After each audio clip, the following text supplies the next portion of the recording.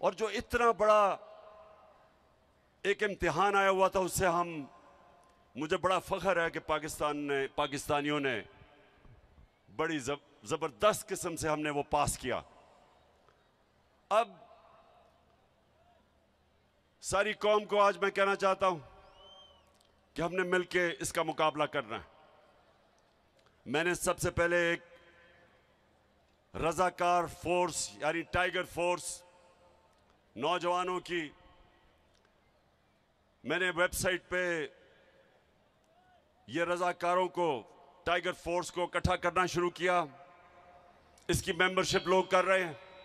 पहले से ही हमारे पास एक टाइगर फोर्स के रजाकार थे, तो पहले तो हम एक बड़ी फोर्स जमा कर रहे हैं जो हुकूमतों की मदद करेगी, उन इलाकों में जाएगी, और बड़े बड़े इलाके हैं जो पानी के नीचे हैं, तो हुकूमतों की मदद करेगी ताकि हम उन मुतासरीन की मदद करें। दूसरा, मैं कल शाम को, कल नहीं, पीर की शाम को, परसों शाम को मैं एक टेलीथॉन करूंगा, पैसा इकट्ठा करूंगा इंशाल्लाह। सारे जो पाकिस्तानी इधर भी रहते हैं और जो बैरून मुल्क पाकिस्तानी हैं, और वो पैसा इकट्ठा करके हम हुकूमतों के, पंजाब और पख्तूनख्वा की हुकूमतों का फंड,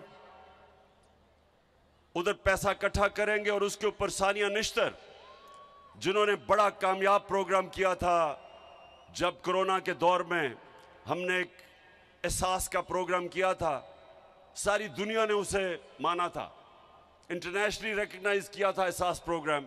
उसी सानिया निश्तर को हम इस फंड के ऊपर बैठाएंगे, कमेटी नीचे होगी, और जिधर जिधर भी पाकिस्तान में कोशिश करेंगे कि जिधर जिधर लोगों को ज़रूरत है उधर हम उसके मुताबिक, कि जिधर मुस्तहिक लोग हैं उसके मुताबिक हम ये फंड देंगे। तीसरी चीज, हमें आगे से इसकी प्लानिंग करनी है। एक तो अल्लाह का इम्तिहान है, ये तो हमारे ऊपर आया, इसके ऊपर तो कोई कुछ नहीं कर सकता, लेकिन जो हम कर सकते हैं, अब जेलम के लोगों ये सुनो, हम क्या कर सकते हैं? हम डैम्स बना सकते हैं, और मुझे ये फख्र है कि हमने अपने 3.5 साल में 10 डैम शुरू किए पाकिस्तान में।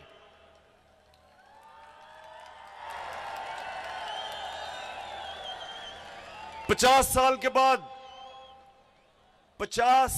बाद पाकिस्तान में बड़े डैम बने, बादशाह बन रही है।